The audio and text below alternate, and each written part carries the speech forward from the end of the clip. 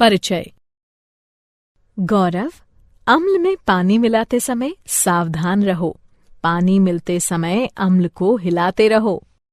ऐसा क्यों मैम? मैं इन्हें सीधे सीधे क्यों नहीं मिला सकता? ऐसे तो बहुत समय लगेगा। हाँ, ये सच है कि इसमें समय लगेगा, किंतु तुम्हें इसे धीरे धीरे ही मिलाना चाहिए, अन्यथा तुम जल सकते हो। अरे हाँ, मुझे पात्र गर्म लग रहा है। ऐसा क्यों है मैम? बताती हूँ। ऐसा अम्ल व क्षारक के मध्य अभिक्रिया के कारण है। बच्चों, इस पाठ में हम अम्लों व क्षारकों के गुण धर्मों तथा लवणों के बारे में अध्ययन करेंगे।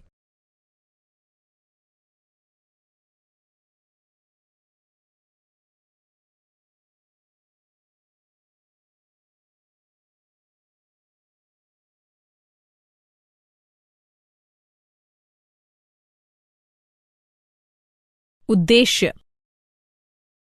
इस पाठ के अंत में आप निम्न करने में सक्षम हो जाएंगे: अम्लों व क्षारकों के रासायनिक गुण धर्मों की व्याख्या करना, अम्लों व क्षारकों के सामान्य गुण धर्मों को पहचानना, अम्लों व क्षारकों की प्रबलता का वर्णन करना, लवणों की व्याख्या करना।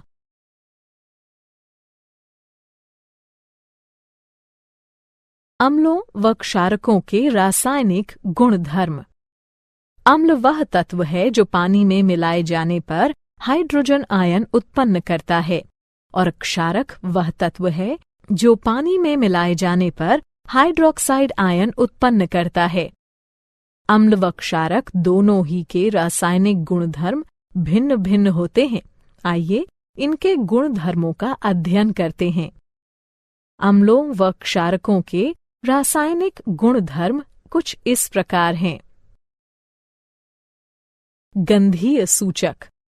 मान लीजिए आपको 4 रसायन दिए जाते हैं और अम्ल या क्षारक के रूप में उनकी पहचान करने को कहा जाता है। आप कैसे पहचानेंगे? आइए पता लगाते हैं। हमारे पास गंधीय सूचक है जो बताते हैं कि कोई तत्व विशेष गंध में परिवर्तन के कारण अम्ल या क्षारक है। इनका प्रयोग प्रयोगशालाओं में गंधीय अनुमापन नामक प्रक्रिया द्वारा यह देखने के लिए किया जाता है कि कोई विलयन अम्ल है या क्षारक। गंधीय सूचक इस सिद्धांत पर कार्य करते हैं कि जब कोई अम्ल या क्षारक किसी तत्व में मिलाया जाता है तो उसकी गंध का पता नहीं लगाया जा सकता। उदाहरणार्थ, लाल पत्ता गोभी का रस। इस द्रव का रंग नीला बैंगनी होता है, परंतु जब यह अम्लीय तत्वों के संपर्क में आता है तो लाल हो जाता है, और जब क्षारक के संपर्क में आता है तो हरा या कभी कभी पीला हो जाता है।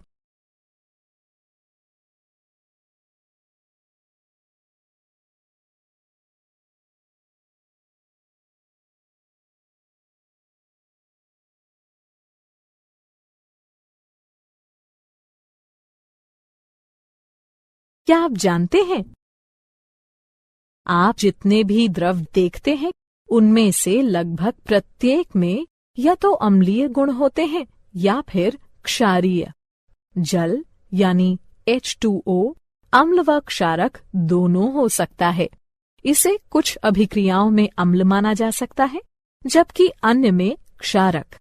जल अम्ल या क्षारक बनाने के लिए स्वयं के साथ भी अभिक्रिया कर सकता है।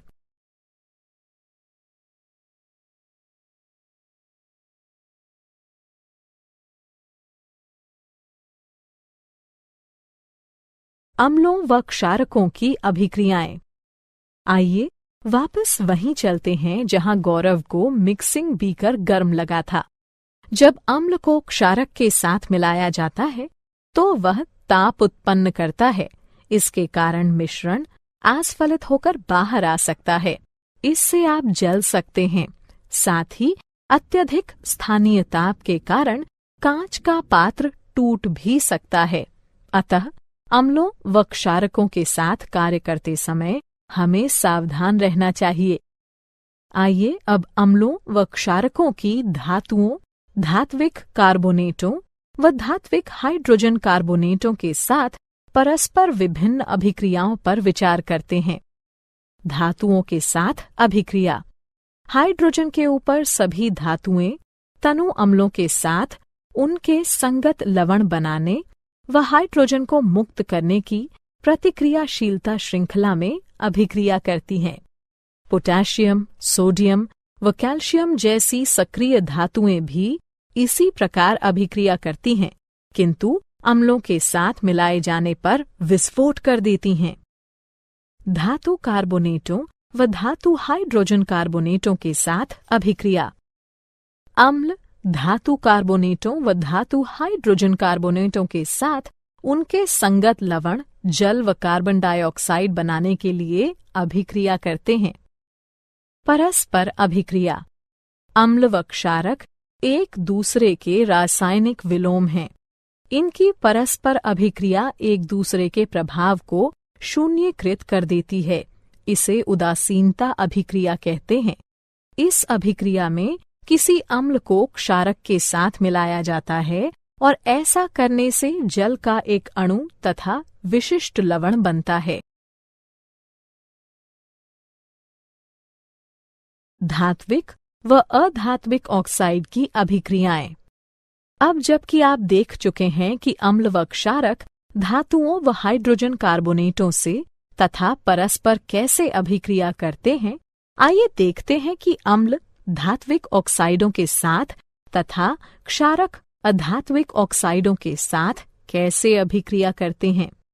धात्विक ऑक्साइडों की अम्लों के साथ अभिक्रिया। वे ऑक्साइड जो हाइड्रोक्सिल आयनों को उनके अणुओं से संलग्न करते हैं, क्षारकीय ऑक्साइड कहलाते हैं। ये ऑक्साइड अम्लों के साथ अभिक्रिया करने पर उदासीन हो जाते हैं। क्षारकीय हाइड्रोक्साइड अम्ल, लवण तथा जल उत्पन्न करने के लिए उदासीनीकरण अभिक्रिया करते हैं। अधात्विक ऑक्साइडों की क्षारकों के साथ अभिक्रिया। कैल्शियम हाइड्रोक्साइड की कार्बन डाइऑक्साइड के साथ अभिक्रिया लवण तथा जल उत्पन्न करती है। ये अभिक्रिया क्षारकों व अम्लों के मध्य होने वाली अभिक्रिया के समान है। इससे सिद्ध होता है कि अधात्विक ऑक्साइडों की प्रकृति अम्लीय होती है।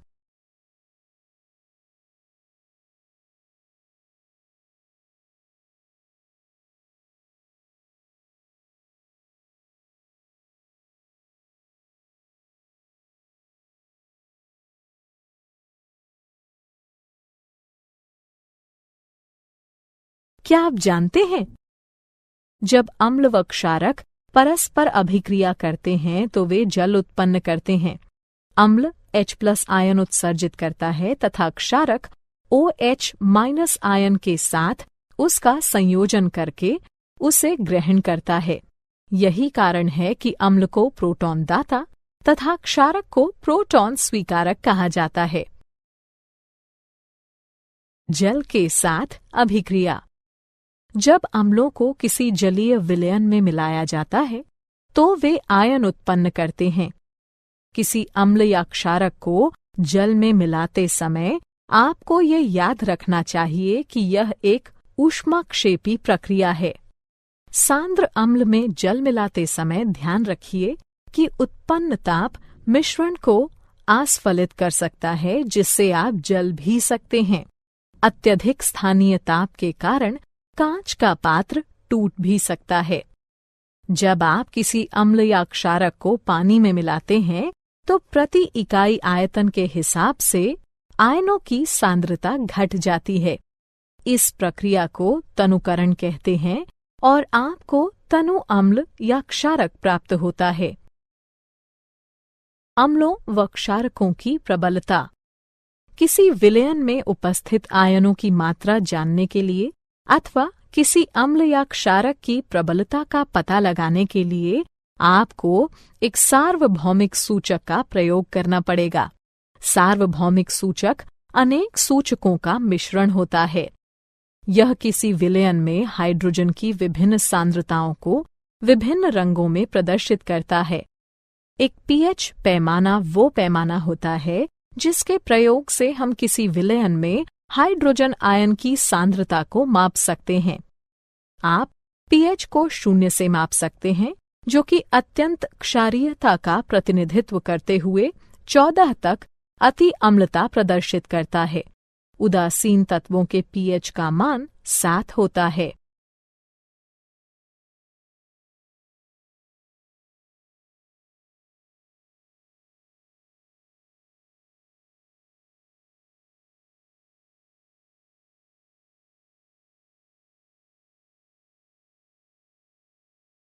क्या आप जानते हैं, सभी अम्लों के गुण धर्म समान होते हैं।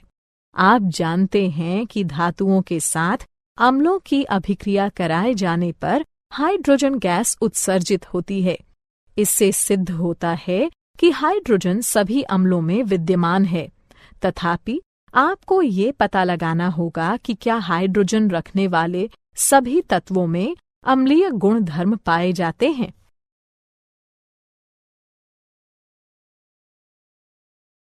दैनिक जीवन में पीएच का महत्व।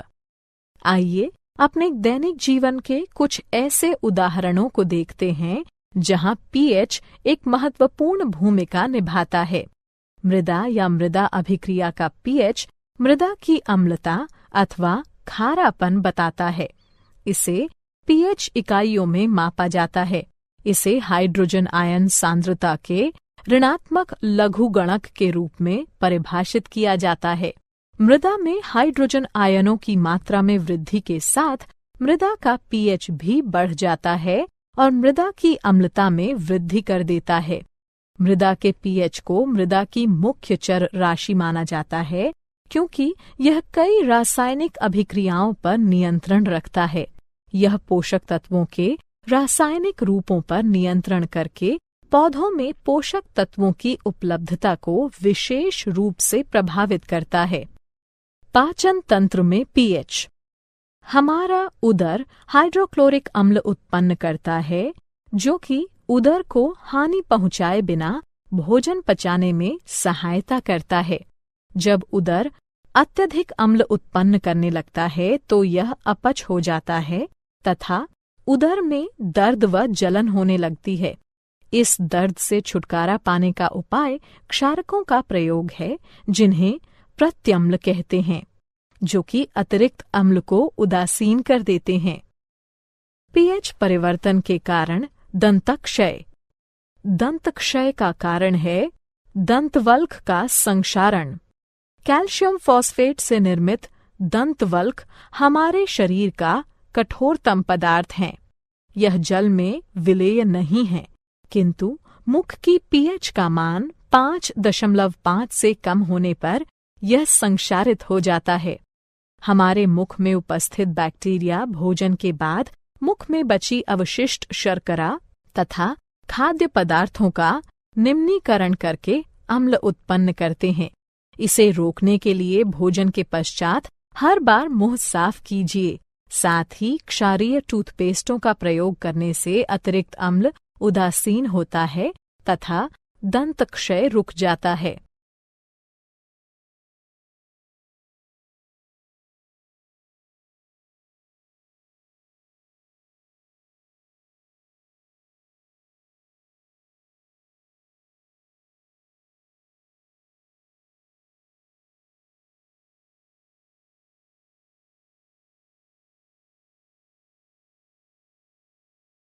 क्या आप जानते हैं, पशु व पौधे आत्मरक्षा में अम्ल उत्सर्जित करते हैं। उदाहरणार्थ मधुमक्खी का डंक, चींटी का डंक या बिच्छू पौधे के कांटे। ये पौधों व पशुओं को प्रकृति द्वारा प्रदत्त आत्मरक्षा यंत्र रचनाएं हैं।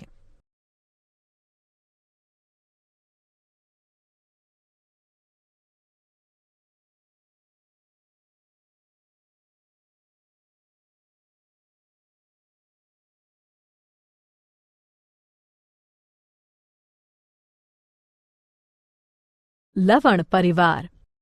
लवण अम्लों व क्षारकों के मध्य अभिक्रिया से निर्मित होते हैं। जब अम्ल का H+ आयन धातु या अमोनियम के आयन से बदला जाता है, तब लवण बनते हैं। एक जैसे ऋणात्मक या धनात्मक मूलक एक ही परिवार के कहलाते हैं। उदाहरणार्थ NaCl व Na2SO4 सोडियम लवणों के परिवार से हैं। इसी प्रकार NaCl व KCl क्लोराइड लवणों के परिवार से हैं।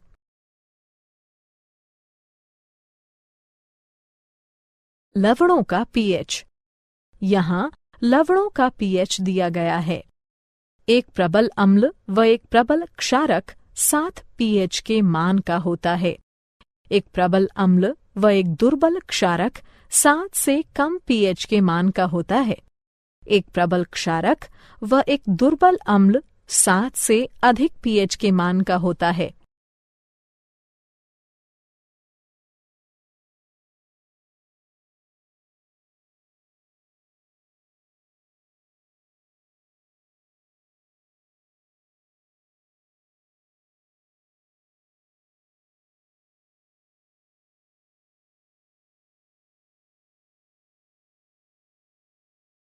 सामान्य लवणों से मिलने वाले रसायन। लवणों से प्राप्त होने वाले कुछ रसायन निम्नलिखित हैं। सामान्य नमक।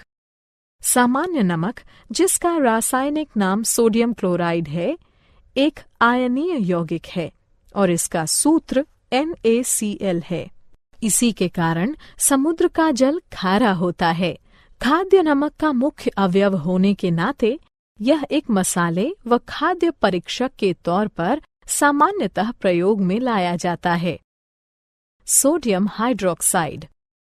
सामान्यतः कास्टिक सोडे के नाम से पहचाने जाने वाले सोडियम हाइड्रोक्साइड का आणविक सूत्र NaOH है। यह एक उच्च प्रदाहक धात्विक क्षारक है जो कि तृणशय्या, पपड़ी, दाने तथा 50% संतृप्त विलयन के रूप में पाया जाता है।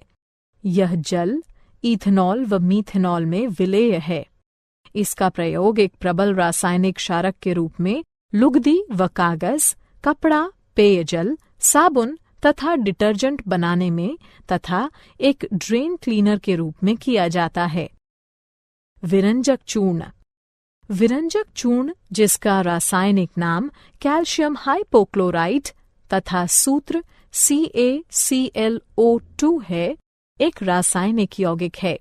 मुख्य रूप से इसका प्रयोग जल शोधन हेतु तथा एक विरंजन कारक के रूप में किया जाता है। यह एक सापेक्षिक रूप से स्थिर रसायन है और इसमें सोडियम हाइपोक्लोराइट की अपेक्षा क्लोरीन अधिक पाई जाती है। खावन सोडा। खावन सोडा के नाम से प्रसिद्ध सोडियम बाइकार्बोनेट तथा सोडियम हाइड्रोजन कार्बोनेट एक रासायनिक यौगिक है जिसका NaHCO3 है। यह एक श्वेत ठोस है जो कि क्रिस्टलीय है, किंतु एक महीन चूर्ण जैसा दिखाई देता है। इसका स्वाद अल्का नमकीन अल्कलाइन होता है। धावन सोडा। धावन सोडा या सोडा भस्म के नाम से प्रसिद्ध सोडियम कार्बोनेट, जिसका रासायनिक सूत्र Na2CO3 है, एक सोडियम लवण है। इसे वाटर सॉफ्टनर के तौर में प्रयोग में लाए जाने के कारण घर घर जाना जाता है। यह विभिन्न पौधों की भस्म से निष्कर्षित किया जा सकता है। यह लवण व चूना पत्थर से बड़ी मात्रा में संश्लेषण द्वारा प्राप्त किया जाता है। क्या आप जानते हैं? क्रिस्टलीकरण का जल वो जल है जो क्रिस्टलों में पाया जाता है।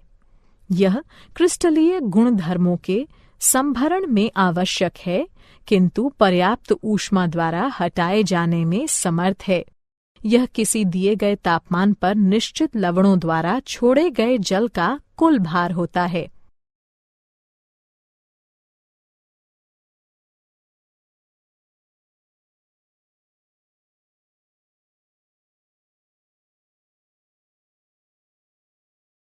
सारांश।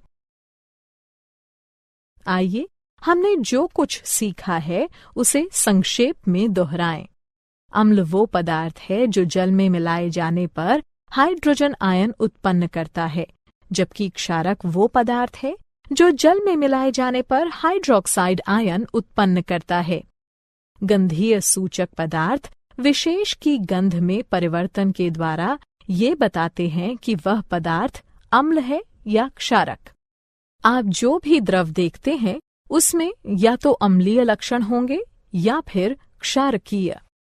हाइड्रोजन से ऊपर सभी धातुएं अपने अपने लवण बनाने व हाइड्रोजन को मुक्त करने के लिए अभिक्रियाशीलता श्रृंखला में तनु अम्लों के साथ प्रतिक्रिया करती हैं।